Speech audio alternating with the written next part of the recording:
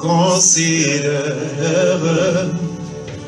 tout l'univers créé par ton pouvoir, les cieux d'azur, les éclairs, le tonnerre, le clair matin et les ombres du soir. De tout mon être, alors se lève un chant. Dieu tout-puissant, que tu es grand. Encore. Et tout mon être, alors se lève un chant.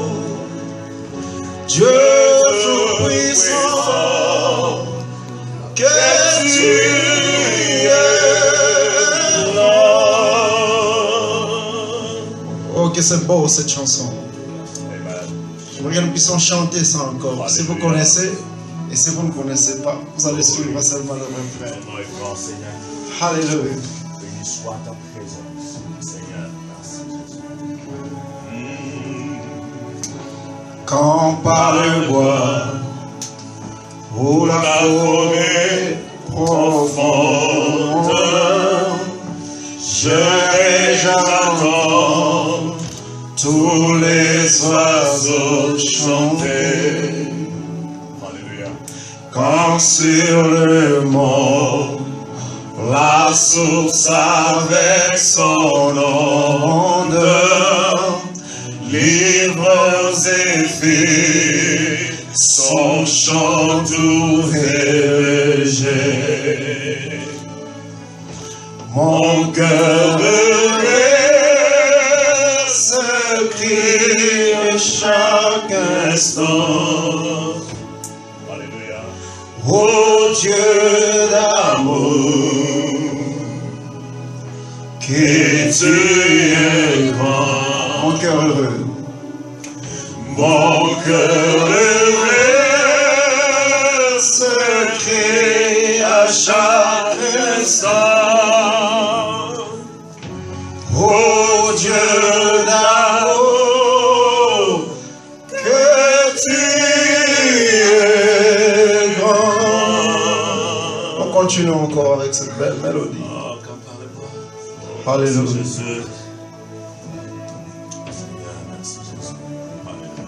Tu es merveilleux. C'est vrai. C'est vrai. Tu es merveilleux. Mais quand je songe au sublime mystère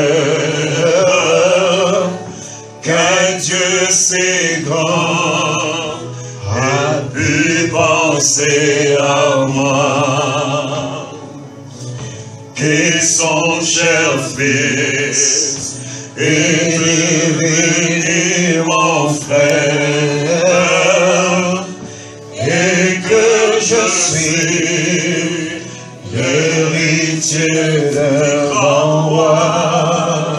Oh, alors mon cœur est dit la nuit, le jour, que tu es bon, oh Dieu d'amour. Alors mon cœur,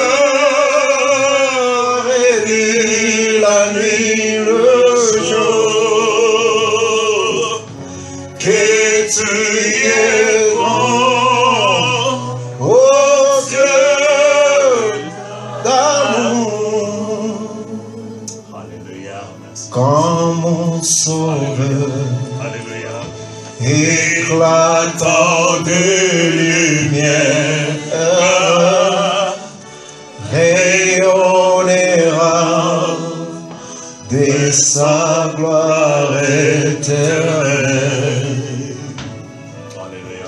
Et que le sang, Alléluia. le douleur de la terre, je verrai le splendeur descends aux cieux, je le dirai. Alors la nuit, le jour vienne plus grand.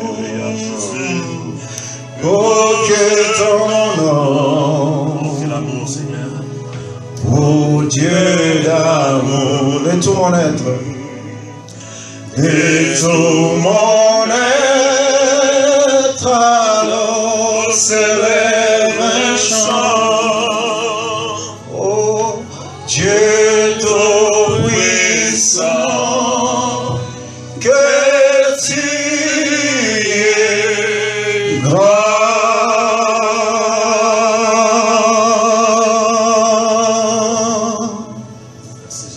Tu es si grand, Seigneur. Tu es merveilleux, tu es précieux. Ce Dieu vaut plus que de l'or, il vaut plus que l'argent. Il est précieux pour nos cœurs. Oza malamu polangai, ozali mokonzi ofandi nesikele kilikolo. Wana bampaka bakoboka mitole bakoloba mosantu, mosantu, mosantu. Ozali mosantu pe oboki na nkembo. Masanjoli ya monoko na ezali ya yo mokonzi. Naembela yo ndenge nini kumama Yesu na ngai. Sanjola mamwana na mpate otika lolokita na se lokola moto po tokufela ngai. Opesanga bomoi, opesanga lobiko, opesanga makasi mpe bomoto na ntina o. Yesu ozali mokonzi kumama. Sanjola ulisama na yo.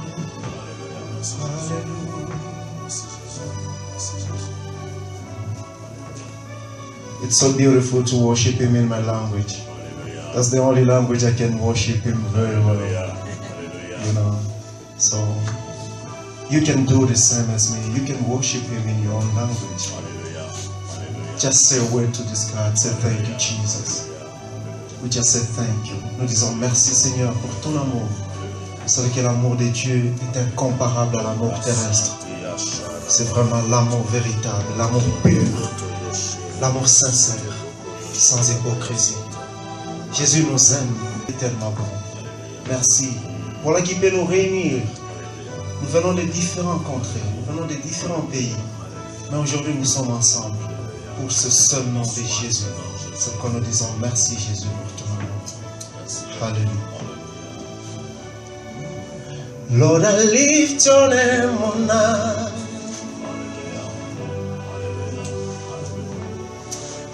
Lord, I love to sing your praises. I'm so glad you're in my life. I'm so glad you came to save us. Est-ce qu'on peut chanter ça? Est-ce qu'on peut se tenir debout et nous chantons?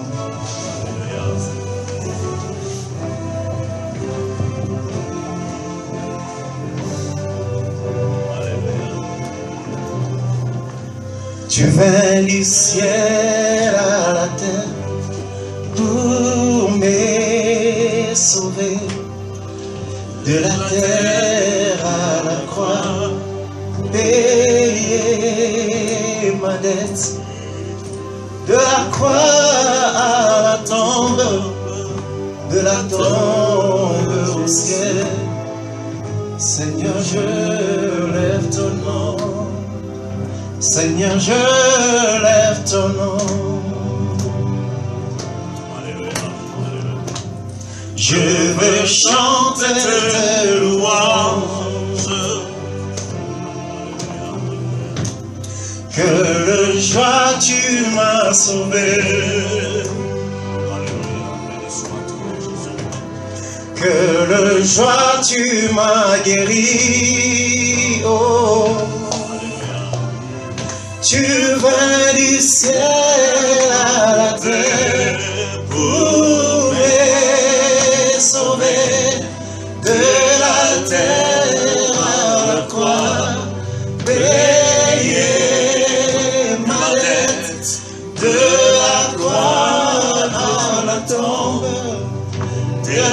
tends vers le ciel. Seigneur Dieu, lève ton main.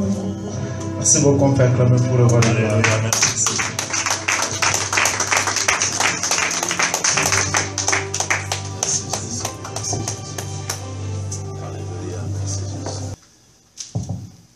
Seigneur, nous voici encore ensemble. Ensemble pour ne pas parler de choses vaines, mais parler de toi. Celui qui a fondé les cieux et la terre, et celui qui a façonné toutes choses.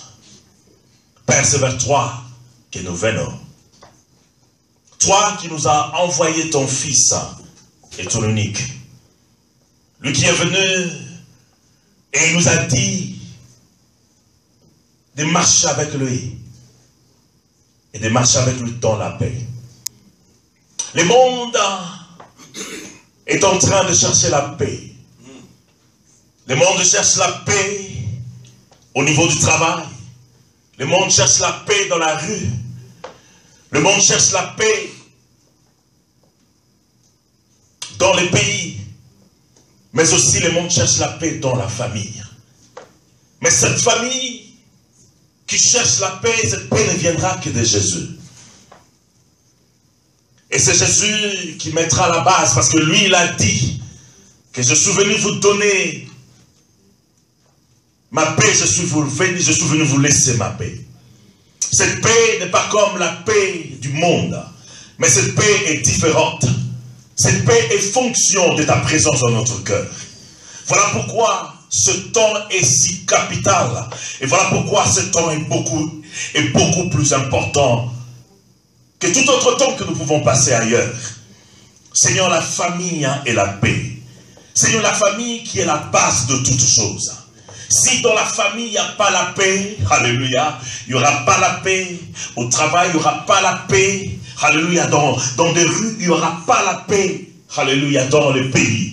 Seigneur, le monde est en train de se fondre. Le monde est en train de se déchirer. Parce que l'homme a cru, alléluia, a cru changer ce qui est de Dieu. L'homme a cru façonner de sa manière ce qui est de Dieu. Mais toi, tu as commencé par une famille qui est la base de toutes choses, une famille qui est le fondement de toutes choses. Voilà pourquoi nous sommes là ce matin. Voilà pourquoi nous sommes ici ce jour. Pour revenir à tes pieds, Seigneur. Pour revenir à prendre à tes pieds. Pour venir à comprendre, Seigneur. Parce que autant plus que nous ne comprenons pas quelque chose, autant plus que nous ne ferons pas bien. Seigneur, nous avons besoin de comprendre qui tu es, Seigneur. Et le plan que toi tu as pour la famille. La famille, oh Dieu, qui va élever toutes choses, oh Dieu. C'est cette famille, la famille de Dieu, qui est le moteur de toutes choses. Seigneur, bénis ce temps et bénis la journée d'aujourd'hui. Père, je te prie, alléluia, de nous donner les cœurs de chair. Afin que Dieu, cette parole trouve une place, Seigneur. Notre vie, nous ne la vivrons pas ici en ces lieux. Notre vie, nous allons la vivre ailleurs. Seigneur, après ce temps, après ce moment que nous aurons à quitter ce lieu, s'il te plaît, Père, viens nous accompagner par cette parole. Permets que partout où nous irons, que nous puissions marcher avec cette parole. Ces choses sont sérieuses. Alléluia. Parce que l'homme a abandonné ce qui est le fondement de toutes choses. Voilà pourquoi aujourd'hui il y a des troubles. Seigneur, nous voulons revenir dans ta voie. Aide-nous à revenir dans cette voie qui est la voie véritable. C'est ta voie, Seigneur, et la voie de ton Fils qui nous a envoyés. Béni soit ce temps, et je te couronne au-dessus de toutes choses. Laisse que chacun de nous soit béni. En ce moment, nous te prions au nom de ton Fils Jésus-Christ, Père, et nous disons ensemble, Amen. Amen.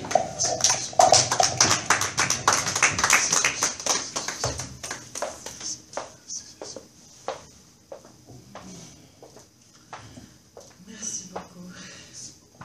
C'est maintenant Mademoiselle Johanna Badabo va nous offrir un poème. Ce poème a été écrit par notre fondateur, le révérend Moon, et il parle de la vraie signification du mariage et de la famille. Et je voulais dire merci pour cette belle présentation. Et aussi, merci pour le frère Kanga, tu m'as fait pleurer. Parce que cette chanson-là, c'est ma chanson. Merci d'être venu ce matin pour écouter un message pour la paix. Et ce message vous sera donné par le biais de votre humble serviteur. Merci, sœur Christine. Merci, pasteur Roger. Merci, mademoiselle Johanna. Merci, frère Ekanga et Richard. Merci aussi à vous tous qui êtes venus, abandonnant vos activités.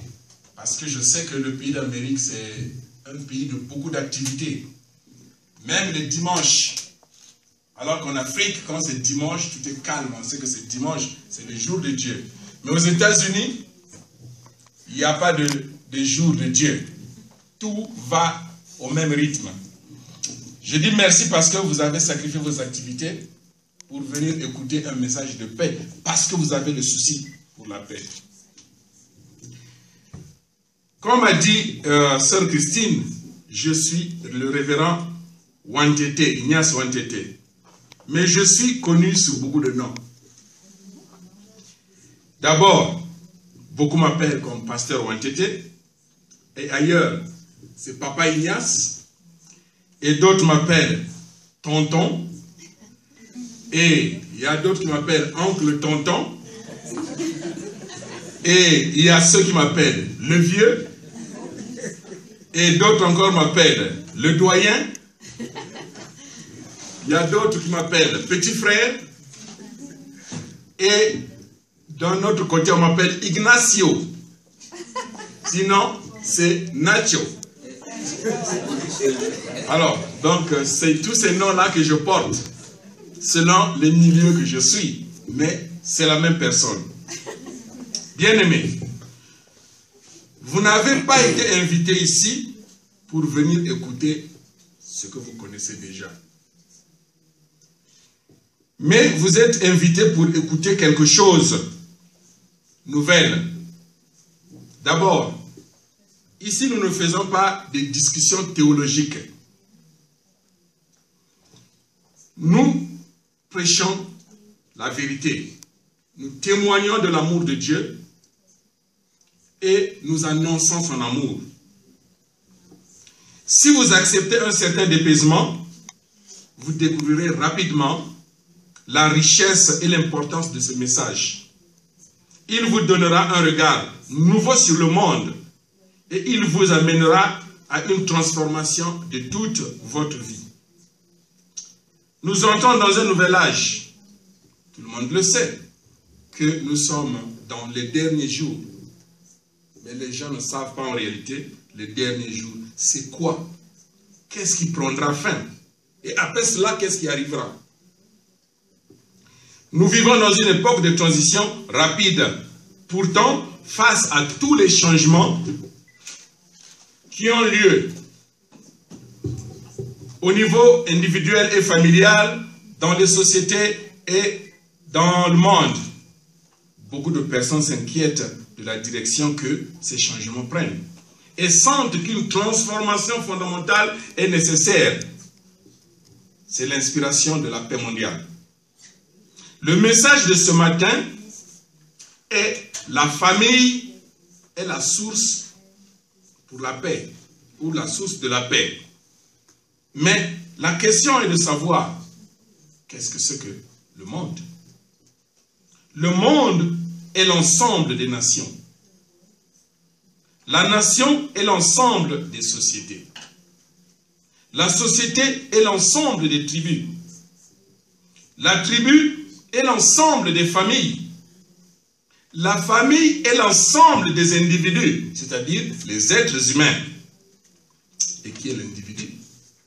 L'individu est l'enfant de Dieu, créé à son image et à sa ressemblance. Donc la paix doit commencer avec l'individu, c'est-à-dire en moi, en toi, en chacun de nous. La paix ne viendra pas avec les politiciens ou la politique. La paix ne viendra non plus avec la religion ou les religieux. Pourquoi? Parce que les politiciens ont déjà des groupes. Et ils se contredisent. Les religieux aussi jouent le même rôle que les politiciens. Chaque religieux a un morceau de groupe. Et si les hommes de Dieu se contredisent, parfois ils se battent pour les membres. Ça, ce sont mes gens, ça, ce sont mes gens.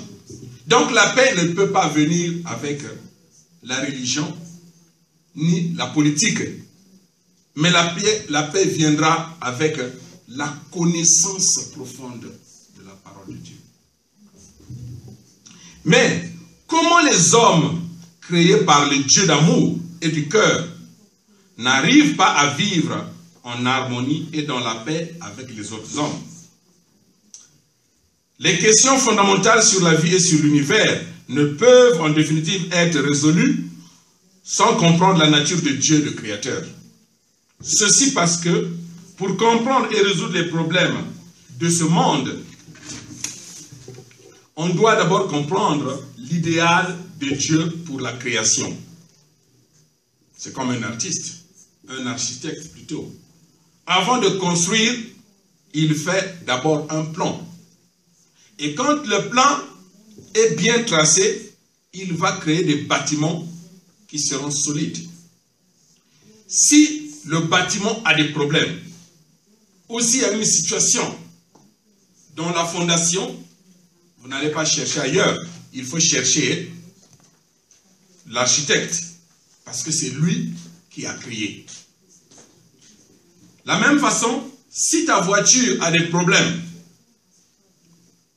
la voiture est en panne, qu'est-ce que tu fais? Il faut consulter son fabricateur, c'est-à-dire celui qui a créé la voiture, ou bien le mécanicien. La voiture est en panne ou tu as un pneu qui a crevé, toi tu commences à faire la prière. Ou la voiture a des problèmes, toi tu vas consulter le pasteur. Il y a certaines choses qui ne demandent pas la prière. Ce sont des choses, il faut avoir le pied sur terre. Il ne faut pas tout spiritualiser. Maintenant, la question est de savoir comment peut-on comprendre l'idéal de Dieu pour la création? C'est ça le point. Souvent, Dieu utilise certaines qualités de personnes pour transmettre son message d'amour, son message de paix ou son idéal, ce qu'il voulait pour le monde. Il utilise une certaine catégorie de personnes. Le premier groupe, les catégories que Dieu utilise, ce sont les hommes de Dieu. Les prêtres, les pasteurs ou les prophètes. Deuxième catégorie, ce sont les enseignants, les professeurs ou bien les éducateurs. Troisième catégorie, ce sont les journalistes. Quatrième catégorie, ce sont les musiciens. J'allais dire frère, fils. Mais ce sont les musiciens. Et cinquième catégorie, ce sont les écrivains. Vous savez, il y a eu des guerres. Je ne sais pas ici, mais en Afrique, beaucoup de guerres ont été causées par des journalistes. Parce qu'ils ont mal annoncé le message. Le message est mal parti et voilà la guerre commence. D'autres guerres, souvent ce sont des guerres religieuses. Vous savez ce que nous vivons actuellement. C'est une guerre religieuse.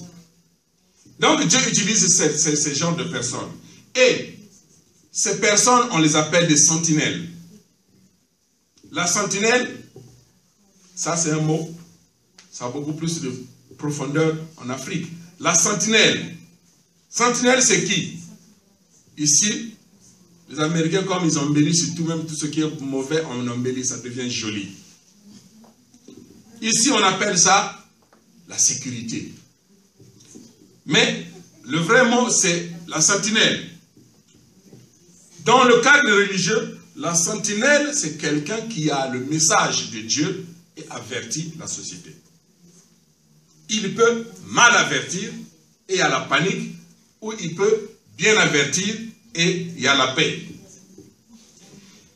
Mais si la sentinelle perd le but pour lequel elle a été choisie, Dieu est obligé d'utiliser des pierres pour transmettre son idéal d'amour, pour transmettre son cœur d'amour, pour transmettre son cœur de parent et pour transmettre la profondeur de son idéal pour la création. Il va utiliser les pierres. Vous le savez, c'est dit dans la Bible.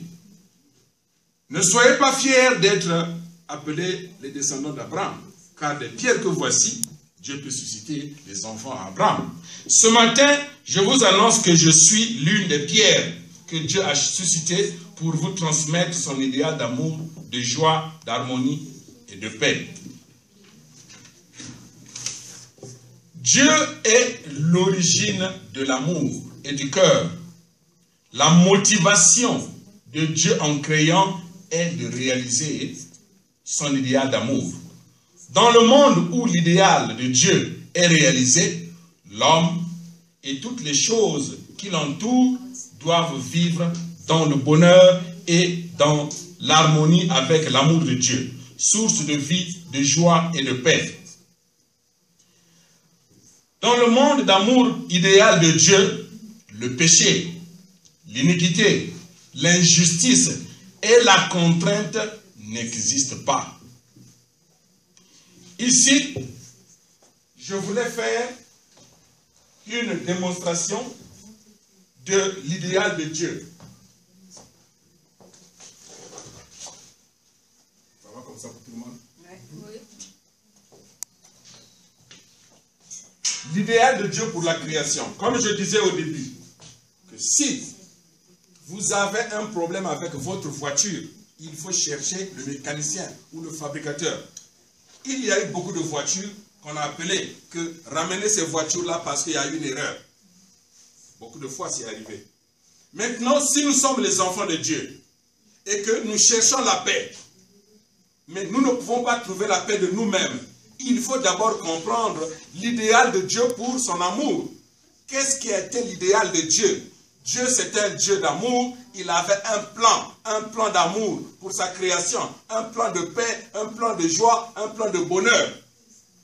Mais comment cela est impossible? Pourquoi nous ne vivons pas la paix?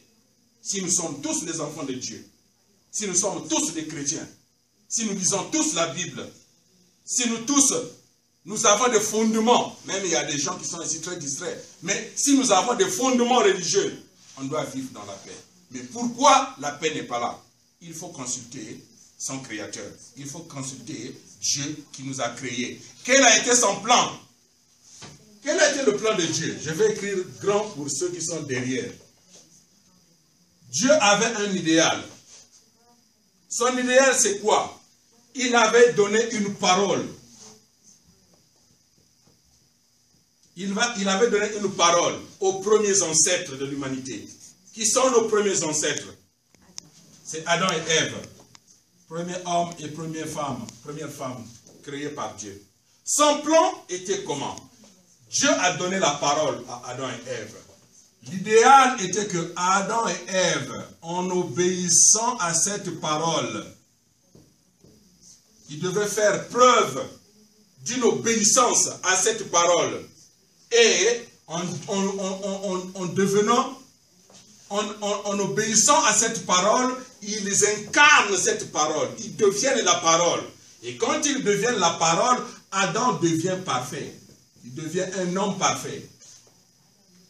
Parce qu'il hérite de la personnalité de Dieu.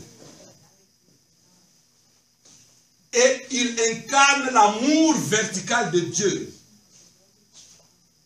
Pareillement, Ève aussi devrait grandir en obéissant à cette parole pour devenir une femme parfaite. Et cette femme parfaite incarne la personnalité de Dieu, la nature de Dieu, l'amour de Dieu au niveau vertical. Et en ayant cet amour, cette parole, devenir la parole de Dieu, et au niveau vertical, il devrait vivre cet amour de Dieu au niveau horizontal entre Adam et Ève. C'est-à-dire, après que Adam, en incarnant cette parole, il devient la parole de Dieu, Ève aussi de son côté devient la parole de Dieu. Les deux, Dieu devrait les orchestrer. Dieu devrait orchestrer le mariage d'Adam et Ève. Ça n'y est pas dans la Bible. Ça n'y est nulle part dans la Bible que Dieu a béni Adam et Ève pour le mariage. Il avait un souhait, il avait une prière. Sa prière, c'est dans Genèse 1, 28. Il avait une prière qu'il devrait accomplir. La prière était quoi? Il avait donné 3 bénédictions.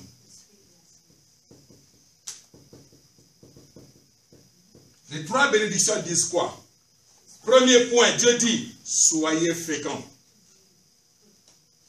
La première bénédiction, Dieu a dit à Adam et Ève, soyez féconds. Au niveau individuel, individuellement, soyez féconds. Quand vous lisez les autres écritures, il y a d'autres traditions de la Bible qui disent croissez, c'est-à-dire grandissez individuellement. Adam grandit d'abord pour incarner ma personnalité. Ève aussi grandit et tu incarnes ma personnalité et vous allez incarner la perfection de Dieu. Et en ce moment-là, vous pouvez avoir, si Dieu les bénit en mariage, ils peuvent avoir les enfants qui ont une nature de bonté, des enfants bons. Les enfants de bonté devraient naître dans le mariage entre Adam et Ève parce qu'ils ont incarné l'amour de Dieu. Donc, ils ont eu l'amour vertical. L'amour vertical de Dieu, individuellement. Et après, ils devraient vivre cet amour au niveau horizontal. Amour horizontal.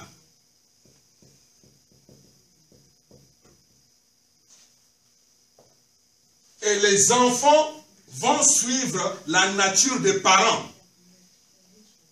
Les filles vont suivre la nature de leur mère. Leur mère qui a la nature féminine de Dieu. Les garçons vont suivre la nature de leur père qui a la nature masculine de Dieu. Parce que Dieu a dit, créant l'homme à notre image. Et il a créé à son image l'homme et la femme. L'homme et la femme ne sont pas les images de Dieu. L'homme et la femme sont l'image de Dieu. Parce que l'homme ne fait qu'une partie incomplète de Dieu. La femme également. Donc les deux ensemble deviennent l'image de Dieu. Alors ici, donc Adam et Ève incarnant la nature de Dieu, devenir Dieu. Dieu en regardant Adam et Ève, il voit sa propre nature. C'est comme vous, vous avez des enfants. Quand tu vois ton enfant commence à courir, papa, maman, ça donne de la joie, tu te revois toi-même dans ton enfant. Et c'est ce que Dieu voulait voir sa nature s'incarner dans les enfants. Donc la première bénédiction c'était ça, soyez féconds, c'est-à-dire grandissez, atteignez la perfection. Deuxième bénédiction ici, après que vous avez atteint cette maturité, vous pouvez vous multiplier. Deuxième bénédiction, c'est échelle. D'abord, soyez féconds, grandissez, croissez. Deuxième bénédiction, vous pouvez vous multiplier. Et troisième bénédiction, puisque vous êtes mes enfants, vous faites ma joie. L'univers, c'est pour vous. Donc, dominez sur l'univers. Dominez sur la création. Toutes les choses sont déjà données pour vous. Et vous voyez, ici, les enfants allaient se multiplier pour former une famille. Quelle famille? Une famille de paix. Parce qu'ils devaient vivre en harmonie. Incarnant la nature de Dieu. Donc, pas de guerre dans cette famille. Le fils aîné va vivre pour son frère. Le frère cadet va vivre pour sa soeur. Et la joie et l'harmonie dans cette famille. Cette famille se développe pour devenir une société de paix. Et après, ça devient une nation de paix. Et la nation se développe pour devenir groupe de nations qu'on appelle le monde. Un monde de paix. Et Adam et Ève étaient créés où? Dans les cieux? Non. Adam et Ève étaient créés sur la terre. Donc, le monde de paix serait appelé le royaume de Dieu, qui allait commencer sur la terre. Parce que Adam et Ève étaient créés sur la terre. Donc, le royaume de Dieu allait commencer sur la terre. Dieu au milieu, Dieu dans chaque famille, Dieu au milieu, au centre de chaque famille. Or, actuellement, nous vivons, Dieu c'est comme quelque chose qu'on garde dans un coin. Oh, c'est dimanche. Oh, où est la Bible? Oh, où est la Bible? c'est dimanche. Et on va ramasser la Bible, c'est plein de poussière. Et on part à l'église. Si Adam et Ève avaient respecté, avaient incarné la parole de Dieu, je ne pense pas qu'on aurait besoin de la Bible. Parce qu'il serait une parole. Ils allaient incarner la parole de Dieu. Ils devraient vivre cette parole dans leurs actions. L'idéal de Dieu, c'était ça. La fièvre de Dieu, c'était ça. La prière qu'il avait, c'était ça. De porter un monde de paix. Mais ce n'est pas lui qui allait le faire. C'est Adam et Ève qui devraient le faire parce qu'il a donné sa nature à Adam et Ève. Il a donné tout ce qu'il avait à Adam et Ève. Donc c'était à eux d'apporter un monde de joie, un monde de paix. Ensuite, quand l'homme quitte la terre, ce monde de joie continue même dans le monde spirituel. La mort physique, ce n'est pas causé par le péché. La mort, ce n'est pas causé par le péché. La mort physique, ce n'est pas causé par le péché. Parce que beaucoup pensent que quand on meurt, oh, vraiment en tout cas, c'est la condamnation de Dieu parce qu'on a péché. Voilà pourquoi on meurt physiquement et on meurt, on va en enfer. Dieu avait créé d'abord le monde spirituel avant de créer le monde physique. Il avait d'abord créé le monde spirituel. Or, si c'était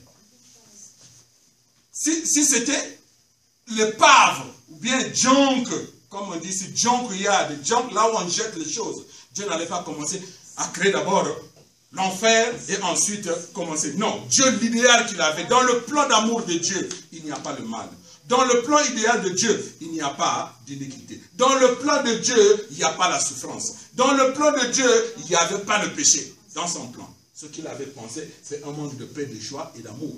C'est ça qu'il avait voulu réaliser. Donc, pas de religion. Pourquoi pourquoi prions-nous aujourd'hui? Nous prions à cause du péché que nous avons et nous sommes désespérés en train de chercher Dieu. Voilà pourquoi nous prions. Mais pour celui qui vit avec Dieu, qui est Dieu et en lui, il n'a pas besoin de prière. Il n'a pas besoin de prière. Voilà pourquoi vous allez voir dans la Bible. C'est une dimension cachée. Pour ceux qui ont des yeux spirituels ouverts, vous pouvez voir. Jésus grandissant, Jean-Baptiste grandissant, on a vu Jean-Baptiste en train de prier, faire des conditions de jeûne ici et là. On l'avait vu comme modèle. Mais on a vu qu'on n'a jamais vu Jésus prier. On ne l'a jamais vu. Mais parce qu'il est la parole. Il a incarné la parole. Il est le premier vrai fils de Dieu. La Bible dit, Jésus c'est le second Adam. Il est la parole. Donc, il n'a pas besoin de prier. Il a commencé à prier désespéré à cause de nous. Parce que le monde qu'il est venu pour sauver, il a commencé à être rejeté, critiqué et repoussé. Et finalement, il est obligé de prier le Père. Mais sinon, lui-même, dans sa nature, il n'a pas besoin de prier. Pourquoi quelqu'un qui n'est pas malade va aller voir le médecin? Tu n'es pas malade, tu vas aller voir le médecin. Pourquoi? Ici, la réalité, c'est quoi? Nous savons que, par rapport à ce que nous connaissons, nous savons qu'Adam et Ève n'ont pas obéi. Ils ont créé un monde contraire à l'idéal de Dieu. Ça, c'est le monde idéal de Dieu. Ça, c'est l'idéal, ce que Dieu voulait. C'était ça son idéal. Mais nous savons qu'Adam n'a pas suivi. Ils ont, au lieu d'écouter la parole de Dieu, ils ont désobéi. Ils ont fait preuve d'une désobéissance. Quand ils ont désobéi, au lieu d'incarner les trois bénédictions que Dieu voulait pour eux, ils sont devenus quoi? Ils ont créé un monde de péché. Le péché est né. Et le péché a suivi avec quoi? La souffrance.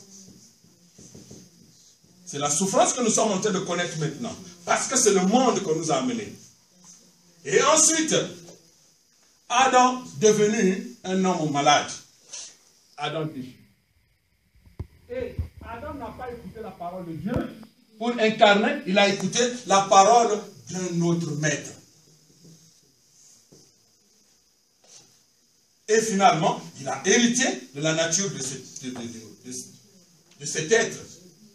Et également Ève aussi. Ève, on a dit le fruit, on ne mange pas. Ève aussi a écouté la parole.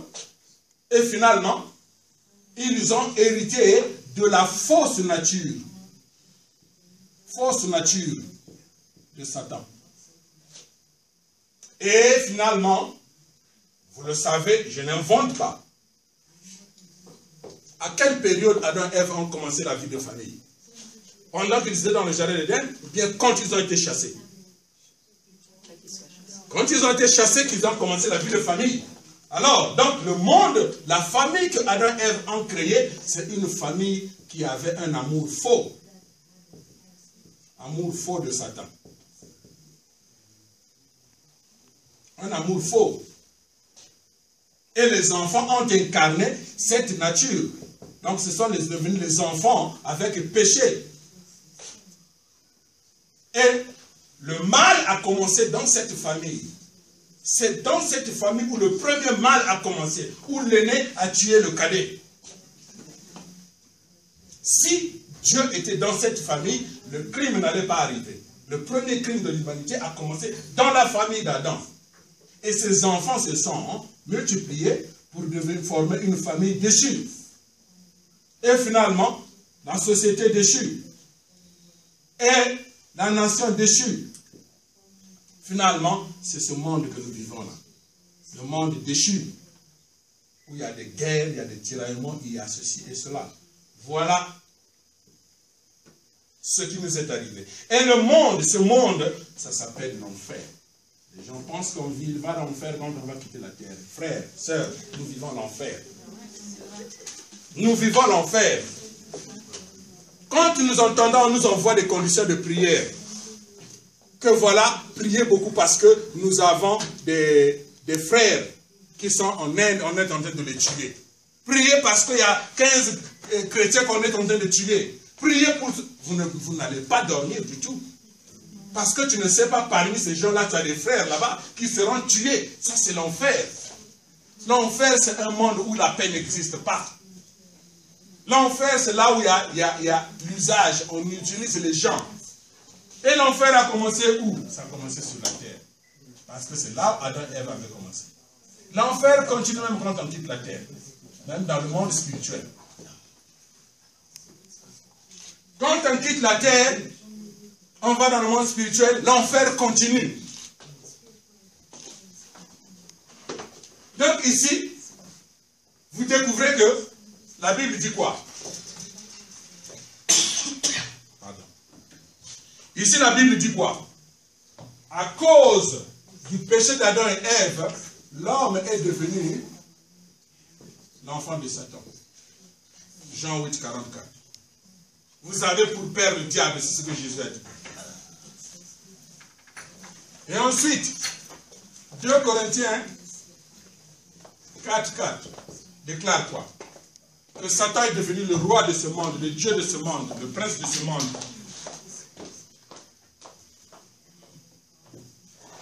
Jean 12, 31. Le monde que nous vivons, c'est un monde qui est gouverné par Satan. Il règne.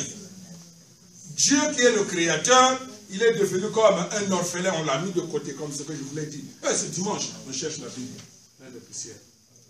Oh, c'est dimanche, oh non. Mais on est busy pour aller au travail, never late. Pour aller au travail, jamais en retard. Pour aller à l'église, on doit réfléchir d'abord. Donc Dieu est devenu comme second hand.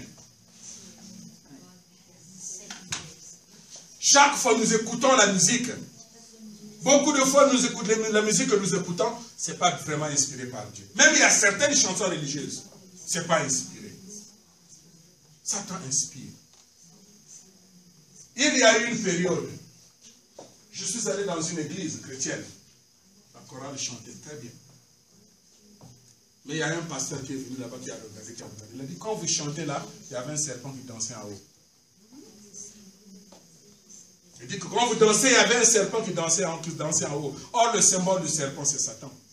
Donc, ça dit quand vous dansez, vous chantez là, lui, il est content. Vous chantez pour lui. Lui, il s'en fout si vous l'insultez. Oh, il y a une chanson qu'on va chanter ça. Écraser Satan, écraser. Lui, ce n'est pas son problème. C'est toi qui dis que tu l'écrases. Lui, il fait son travail. D'abord, il est content que tu le reconnais au moins. Il est content. Comment tu vas l'utiliser? Tu vas l'insulter. Lui, l'essentiel que tu as prononcé son nom. Ça suffit. Donc voilà comment nous sommes devenus les enfants de Satan. Comment Satan domine. Romains 8, 19 dit quoi? Même la création, qui n'a pas péché, souffre aussi. Romains 8, je confonds les couleurs. Romains 8, 19. On dit que la création aussi souffre à cause de l'homme. Mais ce n'est pas l'homme, mais à cause de ce maître. C'est lui qui gère. Quand ton frère a des problèmes avec toi, ne vois pas que non, ça c'est mon frère qui me le fait. Mais derrière le frère, il y a Satan qui travaille. Même le frère ne sait pas. Jésus a dit à Pierre, arrière-moi, Satan. Est-ce que Pierre était Satan? Non. Derrière la pensée, il y avait Satan qui travaillait. Donc, quand tu as des problèmes avec ton frère, il faut pardonner ton frère, parce que ce n'est pas lui. Derrière là, il y a Satan qui travaille. Donc, voilà comment le monde que nous vivons. Dans ce monde, c'est la souffrance, c'est la haine, c'est les divorces, c'est la calomnie, c'est n'importe quoi. Et vous avez vu que, faites la différence. Ce côté, il n'y a pas de verset biblique. Mais ce côté-ci, il y a beaucoup de versets bibliques. Qu'est-ce que ça veut dire? Ça veut dire que même la Bible, c'est une conséquence du péché. Vous allez crier sur moi, mais je vous le dis. Parce que si l'homme n'avait pas péché, on n'a pas besoin de la religion ni de la Bible ici. La parole de Dieu allait sortir de l'intérieur de l'homme vers l'extérieur. Mais à cause du péché, le péché qui est à l'intérieur empêche la parole de Dieu de rester. Donc la parole nous vient maintenant de l'extérieur de la Bible. La Bible, c'est un moyen que Dieu nous a donné pour nous approcher de lui. Pour aller vers lui, il doit passer par un moyen. Vous ne savez pas. Vous savez que ce péché-là, cette désobéissance, c'est un accident de l'univers. C'était un accident de l'univers. Mais souvent, ce n'est pas prêché. On prêche beaucoup plus sur les miracles et tout ça là, les bénédictions. Mais on ne prêche pas sur cette désobéissance qui a créé un accident. Je sais que vous avez de belles voitures, bien organisées à l'intérieur. Tout est bien arrangé et tout. Et tu es en train de conduire et tu fais l'accident. Boum! Est-ce que les choses qui sont dans la voiture vont rester dans leur place? Ça va se chambouler. Oh, tablette s'est cassée. Oh, et tout ça, tout est bouleversé. Donc, le péché d'Adam et Ève, c'est un accident de l'univers. Ce qui fait que, même les choses de la création, qui n'a pas péché, ne savent pas où aller. Vous allez vous retrouver, tu es en train de manger maintenant, la mouche se retrouve dans ta soupe. Il ne sait pas où aller. Parce que le maître de l'univers, Adam, qui devrait gouverner cela, Adam ne sait pas, il a perdu la boule. Donc finalement, tout est chamboulé. Donc, il n'y a plus de direction. Parce que même l'homme lui-même ne sait pas ce qu'il est. Maintenant, si nous étions encore ici, quand les animaux voient l'homme, ils voient c'est le Seigneur de la création. Parce que c'est ça la troisième bénédiction. Dominer sur la création. Les animaux voient l'homme, vraiment les animaux sont contents. Ils doivent même se prosterner parce que c'est le maître de la création. Mais actuellement, à cause du péché, l'animal aussi, si moi je ne prends pas le devant, c'est lui qui va le faire. Donc ce qui fait qu'on s'entremange. L'animal voit que si moi je n'attaque pas, c'est lui qui va m'attaquer. Et on nous attaque. Parce que l'univers a perdu son axe. L'axe c'est qui? C'est l'homme. Quand on dit que dans les jardins d'Éden, il y avait des arbres, c'est-à-dire que c'est l'homme qui est le centre de l'univers. Les oiseaux vont chanter, Dieu ne sera pas content. Les anges vont chanter pour Dieu, quelles que soient les mélodies, ne sera pas content. Mais quand l'homme chante, parce que c'est Dieu a créé l'homme à son image et à sa ressemblance. Donc c'est l'homme qui doit apporter la joie à Dieu. Et non les anges ni les animaux. Écoutez, un secret. Peut-être dans la Bible, ce n'est pas visible, mais ouvrez les yeux. Dieu a créé l'homme à son image et à sa ressemblance. Et il a créé l'univers à l'image et à la ressemblance de l'homme. Quand vous allez voir toutes les choses que l'homme crée, c'est à l'image de l'homme. 4 pattes, même la voiture a la forme de l'homme, les yeux, 4 roues et tout ça. C'est la forme de l'homme. Tout ce que vous allez voir, c'est la forme de l'homme. Donc ici, Dieu c'est un Dieu d'amour. La question de savoir, est-ce que Dieu va-t-il laisser ses enfants dans cet état? Il n'y a aucun parent qui il va dormir tranquillement, prendre son petit vin et dormir tranquillement pendant ce temps qu'il a un fils à l'hôpital. Pendant ce temps que tu as un enfant à l'hôpital, tu as un enfant malade, tu ne vas pas prendre ton temps à siffler, je ne sais pas, rhum ou whisky ou bien la bière fraîche, la chaleur vient. Mais tu ne vas pas dormir. Quelle que soit ta richesse, si tes enfants sont malades, tu ne seras pas à l'aise. Donc vous pouvez imaginer l'état de cœur de Dieu. Beaucoup pensent que Dieu il est heureux. Mais nous sommes ces enfants, nous sommes des handicapés, nous sommes devenus des enfants handicapés à cause du péché. C'est le péché qui empêche Dieu à coopérer avec l'homme. C'est le péché. Mais le péché est devenu, c'est comme une maladie. Maintenant, à cause de cette maladie, Dieu ne peut pas coopérer. Il voit ses enfants souffrir. Vous pensez que Dieu, il est intéressé, il est dans la joie quand il voit que 3000 chrétiens sont tués je ne sais pas où là. Vous pensez que Dieu est content ou il dit, bon voilà, quelqu'un qui a 10 enfants, je ne sais pas, mon père en avait 13. Quelqu'un qui a 10 enfants et il perd un, il va dire, non, c'est pas grave, j'ai encore 9, c'est pas grave, c'est pas vrai, il va pleurer. Malgré qu'il a beaucoup d'enfants, mais il va pleurer. Pourquoi? Parce que chaque enfant a une façon de donner la joie à son père. Voilà pourquoi nous sommes créés différemment. Notre différence doit créer l'harmonie. C'est-à-dire, j'ai une façon de donner la joie à Dieu. Mon frère a une façon de donner la joie à Dieu. Ma soeur a une façon de donner la joie à Dieu. Tu as 10 enfants, mais ce n'est pas tous les enfants qui savent faire la cuisine. Il y a un qui fait la cuisine très bien, mais un autre, lui, il mange bien. Cuisiner, moi, je vais manger. Il y a un autre qui sait, lui, en tout cas, c'est le nettoyage. Il sait nettoyer. Mettez-le dans la cuisine, vous le tuez. Mais dites-lui d'arranger la maison, mettre propre. Il va arranger. Parce que c'est une façon qu'il a de donner la joie à son père. Donc, il ne faut pas penser que non, parce que nous sommes en train de chanter, donc Dieu est content. Mais, et ceux qui sont venus mourir de l'autre côté. Et ceux qui sont venus mourir à l'hôpital. Et d'autres qui ont été accusés injustement et ils sont dans les prisons. Est-ce que Dieu est content? Donc, Dieu d'amour, il ne peut pas abandonner ses enfants dans cet état. Et Dieu commence une démarche. La démarche que Dieu commence, c'est une démarche de changer, transformer ce monde déchu au monde idéal. Ça, c'est lu dans Ésaïe 46, 11.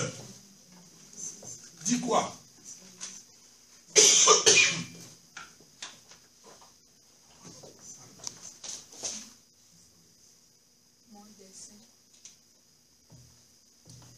Il dit, c'est moi, Dieu.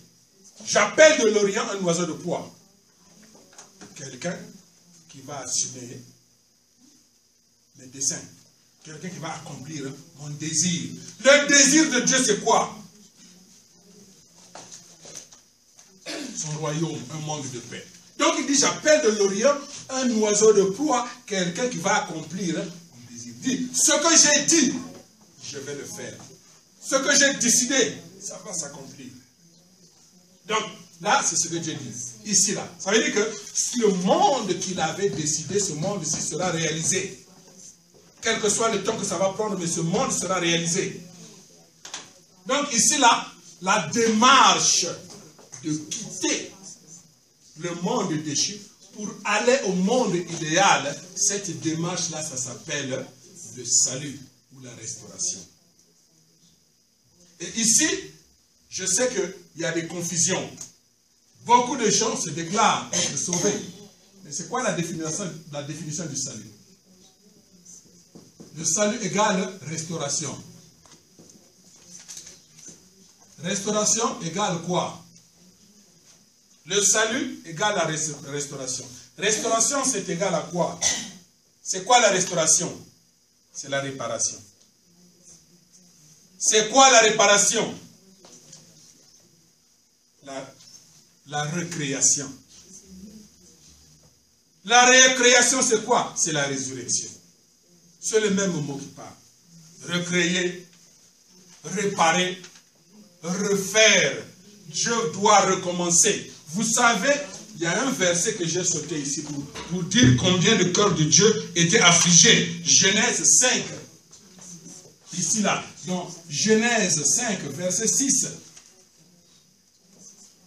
Dieu déclare que je vais mettre fin à l'homme que j'ai créé. Parce que la terre est remplie de violence à cause de l'homme. Il dit, le cœur de Dieu était affligé. Vous savez ce que ça veut dire? Le cœur de Dieu était affligé. Parce que l'homme que je créais, voilà ce que la terre est devenue. À cause de lui, je vais l'exterminer. Je vais effacer tout. Tu as l'espoir. Tu as créé tout. Tu as fait beaucoup de choses. Et finalement, le plan que tu avais, celui qui devrait orchestrer ce plan-là est tombé. Comment tu vas faire? Dieu pensait que le monde va se réaliser avec l'homme qu'il a créé. Mais l'homme qu'il a créé a réalisé autre chose. Et Dieu dit, je suis découragé. Et je me répands d'avoir créé l'homme. Vous ne savez pas, il faut peser les mots pour voir. Quand quelqu'un regrette, si Dieu d'amour, Dieu de cœur, arrive à regretter du mal que l'homme fait sur la terre, il faut réfléchir. Le cœur de Dieu, Dieu n'est pas heureux. Il n'est pas heureux, il souffre parce qu'il voit ses enfants s'entre-déchirer. Les églises s'entre-déchirent. Les religions s'entre-déchirent. Une religion pense qu'elle est supérieure à l'autre. Et au nom de Dieu, on tue les gens. Donc ici, Dieu dit qu'il va réaliser ce monde. Alors, quitter ce monde déchu pour arriver au monde idéal, cette démarche, je le disais auparavant, ça s'appelle le salut ou la restauration. Restauration, ça veut dire que réparer. Dieu a déjà créé, mais il faudrait qu'il répare. Je vais vous poser une question. Consultez le mécanicien. Vous allez voir que créer une voiture, c'est beaucoup plus facile que réparer une voiture. Réparer parce que vous avez toutes les pièces faites. Vous mettez, vous arrangez. Mais réparer, c'est difficile. Pourquoi? Parce qu'il y a des pièces qui sont gâtées que vous n'allez pas retrouver. Donc, il y a des pièces qu'on adapte. On a dit, voilà ta voiture, là, il y a un problème de moteur. Mais on ne peut pas trouver ce moteur-là exactement, mais on peut trouver quelque chose à peu près. Voyez l'histoire de la restauration. Dieu n'a pas eu le choix que de commencer à travailler avec les hommes malades. Parmi ces hommes-là, il y a ceux quand même qui sont mauvais, mais qui ont quand même un sens. Et c'est ceux-là que Dieu utilise. On les appelle les prophètes. Que Dieu a commencé à travailler avec ces gens-là. Mais vous allez voir, lisez l'Ancien Testament, même jusqu'à le Nouveau Testament, vous n'allez pas voir un endroit où on parle clairement de la famille. Il n'y en a pas. Parler de la famille, il n'y en a pas. Ce qu'on voit dans l'Ancien Testament, c'est que tel a pris 3 femmes. L'autre a pris la femme de l'autre. L'autre a pris la femme de l'autre. C'est devenu comme ça. Donc, l'idéal de la famille, c'est parti. Et Dieu, en créant, il n'avait pas voulu créer une église ou une religion donnée. Dieu a commencé à créer une famille. Une famille. Voilà pourquoi la paix ne peut venir d'ailleurs que dans la famille. Donc, il nous faut consulter Dieu pour réparer, restaurer les familles.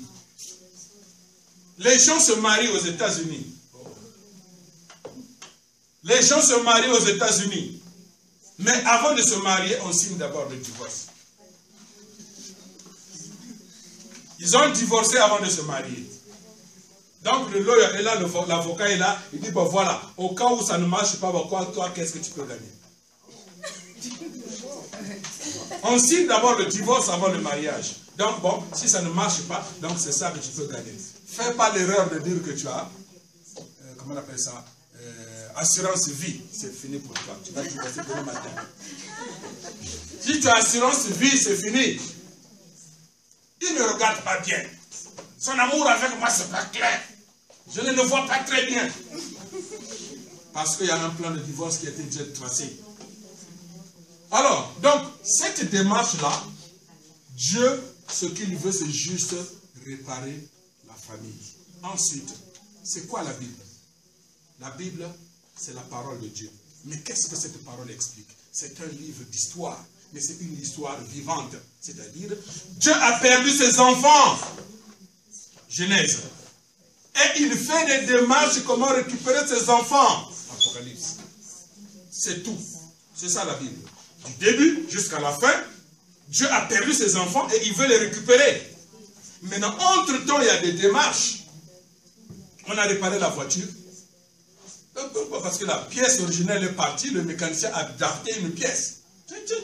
Tu marches jusqu'à quand il fait seulement brrr. Oh, le mécanicien n'est pas bon. Voilà ce qu'il a fait de ma voiture. Il n'a pas trouvé la vraie pièce, il a adapté. Donc vous allez voir que ici, là, Dieu n'avait pas le choix que d'adapter certaines choses. Si ça va marcher. Est-ce que ça va marcher? Vous avez vu même qu'il a utilisé, vous voyez l'histoire, qu'il a utilisé même des gens qui étaient des concubins. Il n'a pas le choix, c'est une adaptation. Il sait si ça va marcher. Il a espéré sur Saül de construire, de commencer le royaume avec le peuple juif. Le premier roi juif, c'est Saül. Dieu l'a choisi par le biais de Samuel. Mais finalement, Dieu dit quoi? Je regrette d'avoir mis Saül le roi.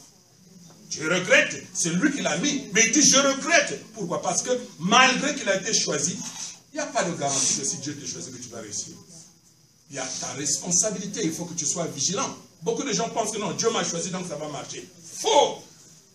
Je vous annonce la bonne nouvelle, c'est une mauvaise pour certaines personnes. Mais c'est faux! Tu as la responsabilité pour accomplir. Dieu a choisi Saül, finalement Saül a échoué. Il n'a pas construit le temple. Dieu dit, je regrette d'avoir choisi Saül comme roi. Et qui est venu remplacer? David. David est venu, il n'a pas fait aussi. Il a été, la Bible dit que c'est l'ami de Dieu. Il a joué bien, il a fait beaucoup de choses. Mais il a fait beaucoup de péchés et beaucoup de femmes. Et Dieu est fâché contre lui. Il n'a pas construit le temple. Finalement, David a eu beaucoup d'enfants. Mais c'est l'enfant qui est né d'un mariage concubin. Salomon. C'est lui qui est venu donner la joie à Dieu. C'est lui, pour la première fois, qui a construit le temple que Dieu voulait. Il a construit le temple. Mais Dieu n'avait pas le choix. Il a amené les femmes d'ailleurs, beaucoup de femmes, les Égyptiennes qui ne devraient pas être dans le programme. Il a amené tout. Et c'est un enfant de concubinage. Il est né de la relation entre David et la femme d'Uri. Et David a fait tuer le monsieur. Vous voyez ça? Donc, Dieu n'a pas eu le choix que de travailler avec les gens. Malgré tout, il est mauvais, mais il a un petit côté de bien. Allez, je continue. C'est cette démarche-là, le salut. Quand les gens disent que je suis sauvé, le salut c'est quoi? Restauration c'est quoi? Réparation c'est quoi? Vous avez une voiture qui est malade et le mécanicien répare la voiture. Quand la voiture est réparée, elle n'est plus malade. Vous conduisez ça bien, je conduis la voiture. Cette voiture-là, c'est une voiture accidentée. Les gens regardent, c'est vrai? Oui, ça a été bien réparé. Ça veut dire que c'est une voiture qui était malade et ça a été réparé, maintenant c'est devenu une bonne voiture. Voilà la réparation. Donc si je dis que moi je suis sauvé, ça veut dire que je ne pêche plus. Si je dis que je suis sauvé, ça veut dire que je ne pêche plus. Le péché, la force du péché n'est plus en moi. Parce qu'un homme restauré, c'est un homme réparé. Un homme réparé, c'est un homme parfait. Puisqu'il n'a plus les défauts qu'il avait. Alors, à quel moment nous parlons du salut? Le salut, c'est par rapport au péché. C'est par rapport au péché qu'on parle du salut. Donc, si je suis sauvé, ça veut dire que le péché n'existe pas. Donc, cette démarche-là, c'est une grande démarche. Mais Dieu, ce qu'il a dit ici, il va l'accomplir. Le royaume, là, va arriver. Maintenant, ici, là, comme je disais que lisez la Genèse jusqu'à l'Apocalypse, il n'y a qu'une seule histoire. C'est l'histoire de Dieu qui a perdu ses enfants et il veut les récupérer. Tout le reste, là, c'est l'adaptation. Et voilà, tel va réussir, ne va pas réussir. Va essayer, il va pas réussir. Dieu a choisi même des gens, finalement, ils regrettent. Pourquoi j'ai choisi celui-ci? Donc, nous vivons le temps privilégié de l'histoire. Toutes les générations ont pensé que nous vivons les derniers jours. Ils ont vécu les derniers jours. Toutes les générations. C'est le dernier jour. Le Christ va revenir. C'est le dernier jour. Le Christ a dit. C'est le dernier jour. Toutes les générations. Mais, la réalité c'est que nous sommes des privilégiés. Nous vivons réellement les derniers jours. Ça c'est la première partie. Et je vais vous faire la démonstration de la deuxième partie qui prouve que nous vivons les derniers jours et que nous sommes privilégiés. Et que nous avons, toi et moi, la responsabilité d'accomplir l'idéal de Dieu pour la famille. Merci.